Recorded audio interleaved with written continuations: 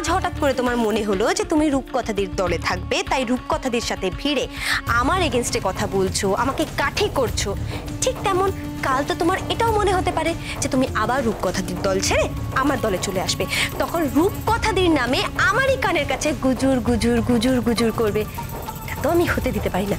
তাই আমি তোমার কাছে পার্মানেন্টলি তোমার ডিসিশন আমি জানতে চাইছি যে তুমি ঠিক কার দলে, এটা আমাকে বলেই দাও আজকে। অনতুন্দি দেখো কিরম বানিয়ে বানিয়ে আমার নামে মিথ্যে কথা বলছে, ডাহা মিথ্যে কথা বলছে। তুমি শোনো আমার কথা, আমি এগুলো কিচ্ছু বলিনি গো তোমার নামে। আমি কেন তোমার নামে বলতে যাব? তুমি কত ভালো মেয়ে, কত লেখাপড়া জানো, কত সুন্দর দেখতে তোমার। তোমার মতো মেয়ে কটা হয় বলো? আমি সবাইকে বলি জানো যে আমার নতুনদের মতো যা কজন হয়, যা এর মতো একটা যা বটে, রূপে লক্ষ্মী গুণে সরস্বতী বলে না।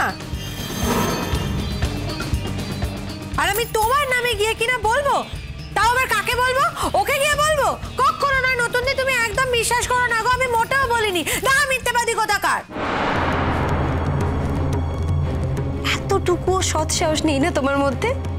কি ভীতু! মানে যে কাজটা করবে সেটা ভুল হোক বা ঠিক, অন্তত নিজের মনের মধ্যে বিশ্বাস রেখে তারপর তো করবে। ছি, মিথ্যেবাদী, ভীতু।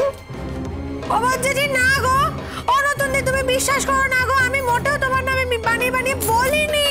গড প্রমিস, গড প্রমিস, আমি বলিনি তোমার নামে।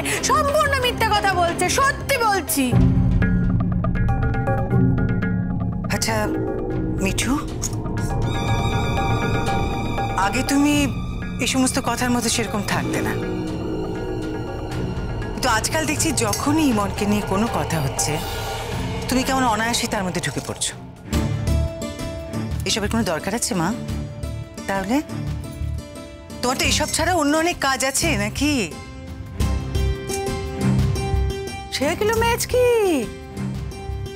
দরকার নেই মানে কি? হ্যাঁ মেজকি, তুই কতজনের মুখ বন্ধ করে রাখবি রে? তোর বউকে কতজনের থেকে আড়াল করে রাখবি?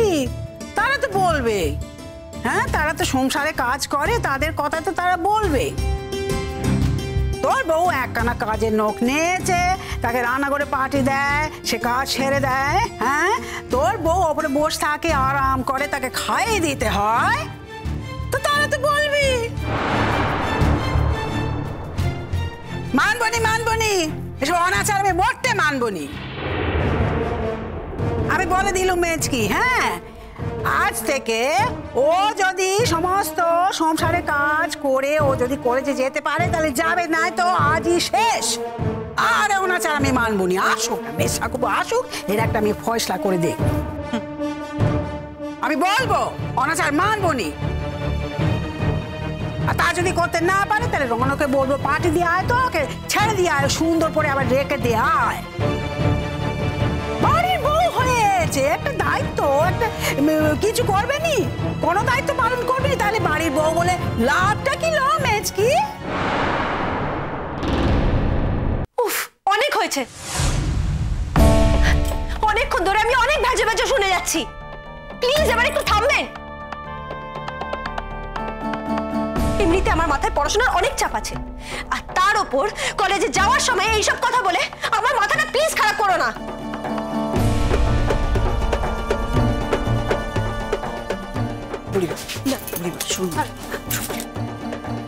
বড় মামি তুমি কি গো? কি তুমি কেন যেচে পড়ে অপমানিত হতে চাও? কথা বলো, তারপর মারাত্মকভাবে অপমান করে তোমাকে। কি দরকার তোমার? এরপরে তুমি ওর সঙ্গে কথা বলবে, ওকে শিক্ষা দিতে যাবে। তোমার কিছু মনে হয় না যে এইভাবে তোমাকে অপমান করে? আমাদের তো খারাপ লাগে। আজ তোমার একদিন কি আমার একদিন? এই তোমার এত বড় সাহস, তুমি মুখের উপর চেঁচে চেঁচে কথা কইছো? হ্যাঁ তুমি কি করে করছো এটা? এত বড় তোমার সাহস! খেতে হবে, বড় কথাটা শুনে বড় কথাটা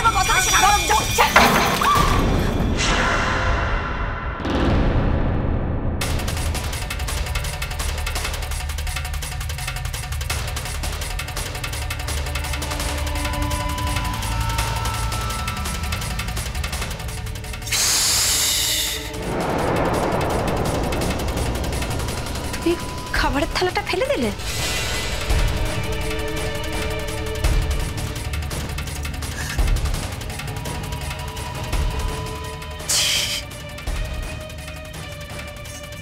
শান্তি, এবার শান্তি হয়েছে তোমার? মেয়েটা মাত্র 2টো গ্রাস মুখে তুলেছিল, তার খাওয়াটা তোমার সহ্য হলো না তো দিদি? ছি, ছি, ছি, ছি। এতটুকু একটা মেয়ে, তোমার নিজের পেটের পেট থেকে ছোট সে। এরপর কি হবে?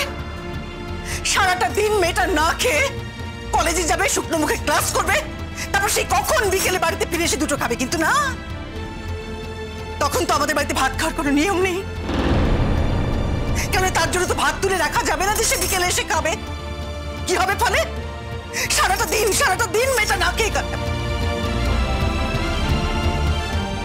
ছি!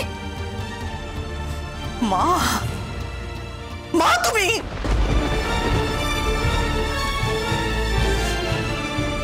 একজন মা হয়ে এতটুকু একটা মেয়ের সাথে এত বড় কাণ্ডটা তুমি করতে পারলে?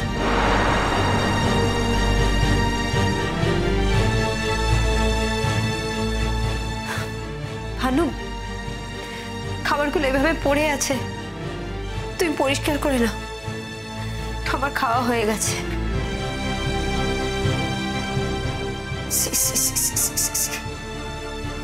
যার বাড়িতে একদিন খাবার ফেলি ছুড়ে থাকতো,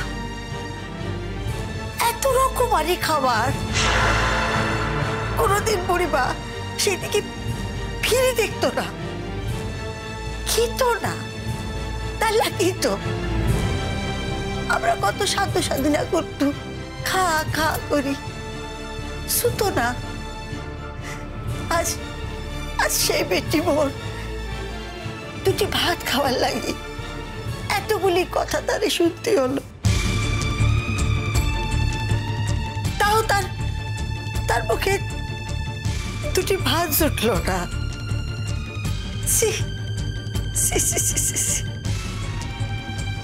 খেতে পেল না মোর বুড়িমা 2টি ভাত। কি হয়েছে জেঠিমা?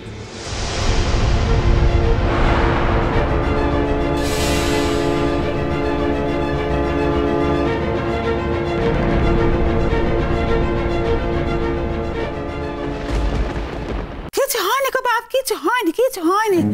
এই তো একটু ওই কি হয়েছে কি, ওই খাওয়াচ্ছিল তো ভানু, তোর বউকে একটু মুখে খাইয়ে দিয়েছিল।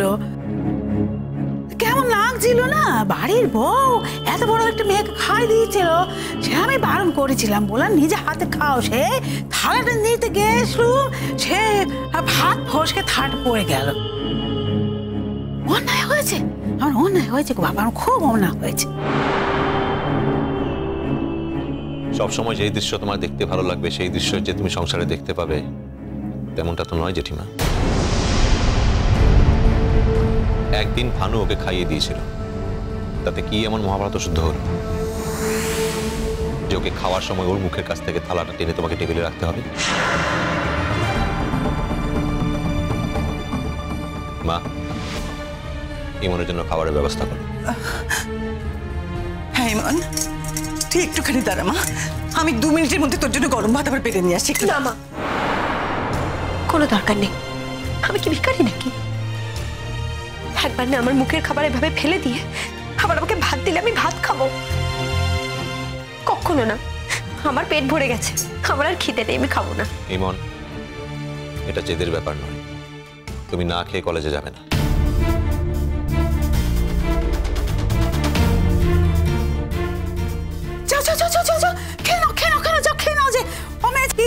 গরম ভাত দে ওকে, তা নাহলে তো আমি 10-এ ভাগই হয়ে যাবো। ক্ষমা চাইছি।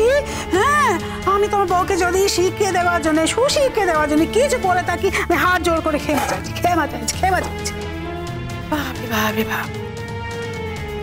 আমি তোমাকে মার্জনা চাওয়ার কথা বলিনি জেঠিমা,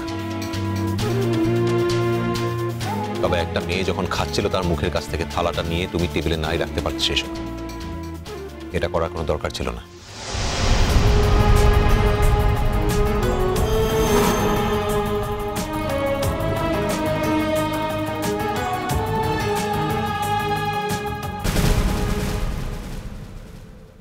বড় মামি, শুধু তুমি মার্জনা চাইলে বোধহয় হবে না, আমাদের সকলকেই বোধহয় মার্জনা চাইতে হবে।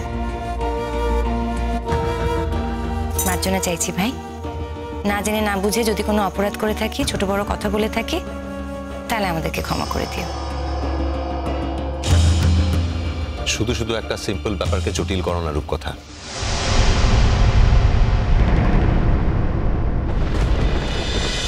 কুসুম দোলা কুসুম